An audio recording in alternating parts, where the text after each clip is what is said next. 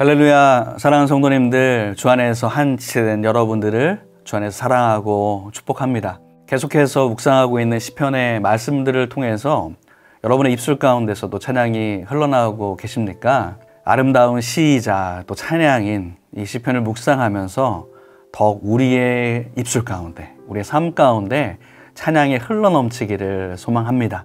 오늘 묵상할 시편은 다윗이 지은 시편 34편입니다. 제가 먼저 1절부터 4절을 읽고 묵상의 시간으로 나아가도록 하겠습니다. 내가 여호와를 항상 송축하며 내 입술로 항상 주를 찬양하리이다. 내 영혼이 여호와를 자랑하리니 곤고한 자들이 이를 듣고 기뻐하리로다. 나와 함께 여호와를 광대하시다 하며 함께 그의 이름을 높이세.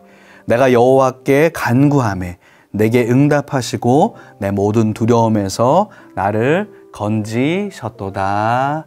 아멘. 다윗은 오늘도 주님을 이렇게 찬양하고 있습니다. 항상 주님을 송축합니다. 또 내 입술로 주님을 찬양합니다. 주님을 정말 자랑하겠습니다. 주님의 이름을 높입니다. 이렇게 열렬하게 주님께 찬양으로 영광을 돌리고 있습니다. 왜 이렇게 다윗이 찬양하냐 하면 4절 말씀 보니까 내게 응답하시고 난 두려움 가운데서 건지셨기 때문입니다. 이렇게 고백하면서 시편 34편을 시작하고 있습니다. 여러 시편들이 그러하겠지만 이 34편, 이 시편도 이 기자의 간증이 담겨 있는 시입니다. 이 시의 표제를 보면 다윗이 아비멜렉 앞에서 미친 채 하다가 쫓겨나서 지은 시다라고 되어 있습니다. 사실 이 시의 배경이 되는 내용은 사무엘상 21장 10절부터 15절까지 나와 있습니다. 자신을 죽이려는 사울을 피해 다니던 다윗이 어느 날 블레셋 가드왕 아기스에게 피신을 하러 가게 됩니다. 오늘 표제의 아비멜렉이라는 표현은 당시에 이 블레셋 왕을 통칭하는 그 용어였기 때문에 바로 이 아기스 왕을 가리키는 말이죠. 그런데 다윗을 본 신하들이 말합니다. 이 사람이 바로 예전에 사울은 천천, 다윗은 만만, 이런 이야기를 칭송을 들었던 그 다윗이었다는 것을 왕에게 상기시켜 줍니다. 여러분, 바로 블레셋 골리앗을 물리쳤을 때 다윗이 그러한 칭송을 들었었던 것을 기억하십니까? 시간이 흘렀지만 이들에게 다윗은 굴욕적인 패배를 주었던 원수였던 것이죠. 이 이야기를 주고받는 것을 들은 다윗은 얼른 지혜를 발휘합니다. 갑자기 행동을 변하여서 미친 척을 합니다. 문짝을 긁기 시작하고 수염에 침까지 흘리면서 진짜 미친 사람처럼 행동을 합니다. 성경에 만약 그 청룡 영화상과 같은 연기상이 있다면 이 다윗에게 주어야할지도 모르겠습니다. 어쨌든 하나님이 주신 그 지혜와 어떤 순발력 혹은 그 연기력을 통해서 그는 그곳에서 쫓겨나게 되고 나오게 됩니다. 한편으로 생각해 보면 다윗이 얼마나 다급했으면 예전에 적이었던 블레셋 땅으로 피신을 할까 하는 또 안타까운 마음이 들기도 합니다. 하지만 하나님께서는 결국 이 일을 통해서 이 사건 가운데 그의 생명을 놀랍게 구원하시는 것을 우리는 봅니다. 그래서 오늘 이 시편은 이 위기를 벗어난 후에 하나님께 구원의 기쁨 또한 감격을 찬양하는 고백의 시편이 됩니다. 저는 오늘 이 구원의 감격 가운데 찬양하는 또 어떻게 보면 간증과 같은 이 시편을 묵상하면서 마치 다윗과 같은 이러한 위기와 어려움을 겪을지 모르는 우리에게도 그 위기의 상황 가운데 어떻게 해야 할지 이 시편 가운데 팁을 주지 않을까 생각하면서 묵상하게 되었습니다. 위기를 겪은 선배 다윗, 그리고 그 위기를 벗어난 다윗의 시편을 통해서 우리에게 주시는 메시지를 발견하기를 원합니다. 저는 위기를 만났을 때 너희는 이렇게 하라 라고 하시는 우리 시편의 말씀을 좀 두 가지로 묵상하고자 합니다. 위기를 만났을 때 너희는 첫 번째, 하나님을 경외하라. 그러면 해결책을 얻을 것이다.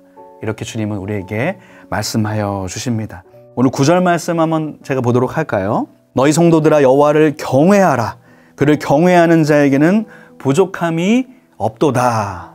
이렇게 말씀하십니다. 하나님을 경외해라. 그러면 결코 모든 일에 부족함이 없을 것이다. 만족함을 얻을 것이다.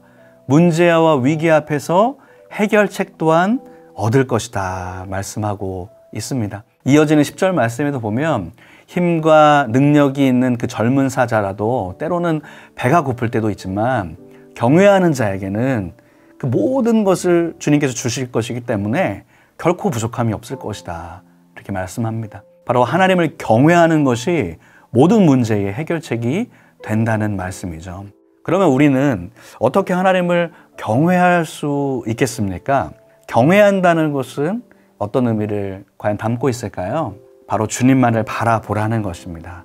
오늘 성경 가운데 바로 앙망한다는 표현이 되겠습니다. 5절 말씀도 제가 한번 보겠습니다.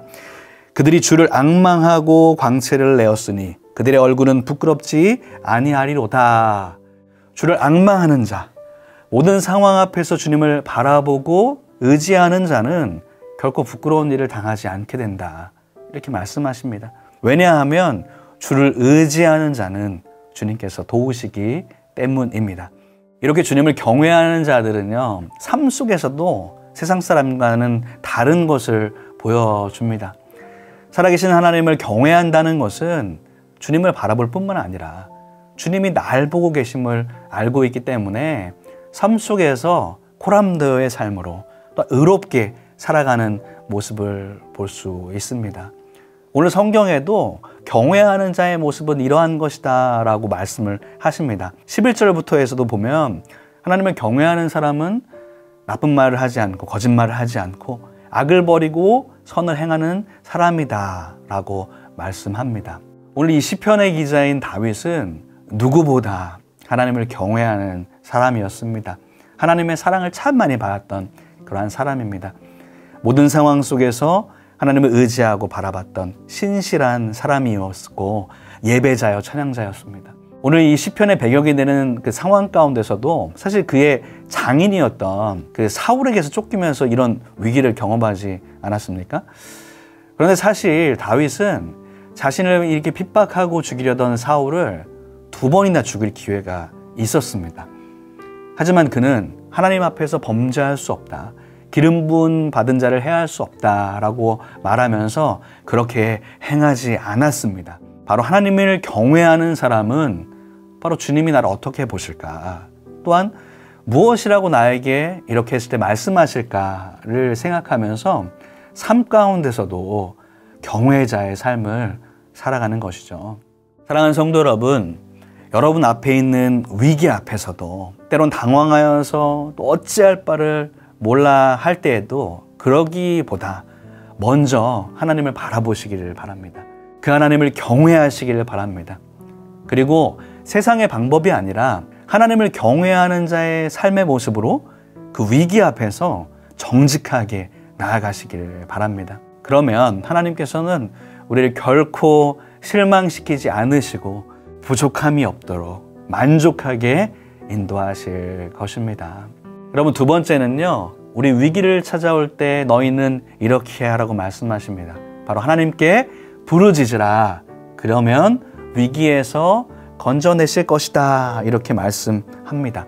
17절 말씀도 제가 한번 볼까요? 의인이 부르짖음에 여호와께서 들으시고 그들의 모든 환난에서 건지셨도다 말씀합니다. 위기를 만났을 때 우리는 하나님께 부르짖으며 기도할 수 있죠. 그러면 하나님께서는 그 환난에서 건져주신다고 오늘 말씀 가운데 분명하게 약속하고 계십니다. 다윗은 하나님을 경외하는 자였죠. 하나님을 찬양하는 예배자이자 바로 기도자였습니다.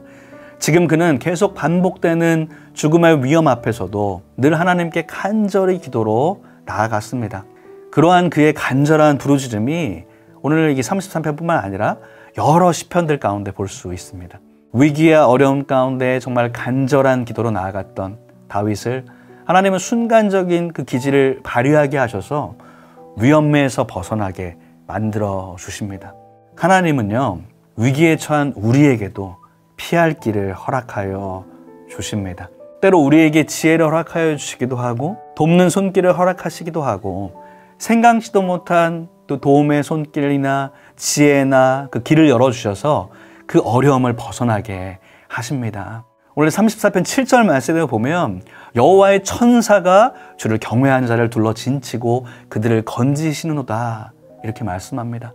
바로 하나님의 천군 천사들이 우리를 둘러싸고 계시다. 보호하고 계시다. 여러분 이렇게 말씀하십니다. 하나님은 하나님을 경외하는 자, 또한 그분께 부르짖는 자를 결코 외면하지 않으십니다. 오늘 시편의 계속 말씀 가운데서 하나님은 마음이 상한 자를 가까이 하신 하나님이시다. 충심으로 통회하는 자를 구원하신 하나님이시다.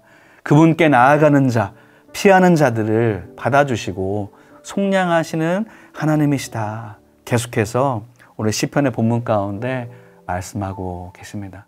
사랑하는 성도 여러분, 여러분의 지금 상황 가운데 혹 위기에 처해 있지 않으십니까? 혹은 다가올 위기 때문에 두려움에 있지는 않으십니까?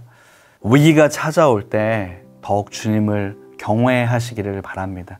또한 간절히 하나님께 부르짖으시기를 바랍니다.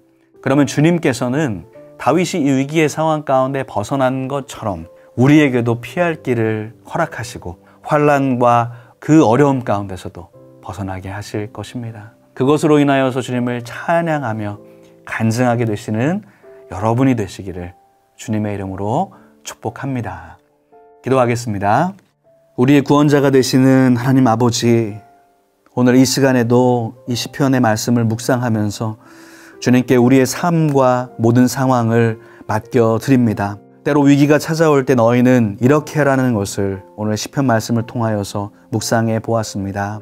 하나님을 경외하며 부르짖는 기도로 나아가는 우리가 되게 하여 주시옵소서. 이 말씀을 듣는 성도님들 가운데 혹 위기 가운데 있는 분들이 있습니까?